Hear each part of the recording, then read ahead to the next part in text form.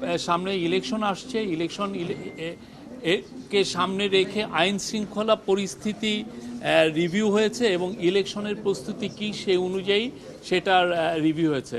আপনারা জানেন যে কিছুদিন আগে চিফ অ্যাডভাইজার এরকম একটা মিটিং করেছিলেন। আজকে এরই ধারাবাহিকতায় আজকে সেকেন্ড একটা মিটিং হলো।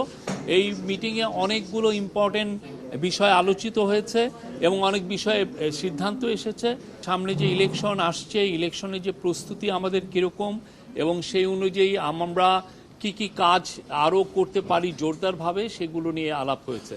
প্রথম ছিল যে কোঅর্ডিনেশন বাড়ানো, আর্মি, পুলিশ এবং গ্রাসরুটের যে লোকাল অ্যাডমিনিস্ট্রেশন, এদের মধ্যে কোঅর্ডিনেশন বাড়ানোর কথা বারবার জোর দিয়ে বলা হয়েছে এবং এই কোঅর্ডিনেশনটা লোকাল লেভেলে এবং এটা একটা ন্যাশনাল লেভেলে, দুইটা জায়গায় খুব দ্রুততার সাথে এটা কোঅর্ডিনেশন বাড়ানোর বিষয়ে জোরদার করে বলা হয়েছে। আপনার ইলেকশনের আগে পুলিশের প্রস্তুতির কথা বলা হয়েছে এবং পুলিশের আইজি মহোদয় বলেছেন যে আগামী মাস থেকে 1.5 লক্ষ পুলিশের ট্রেনিং হবে ইলেকশনের বিষয়ে।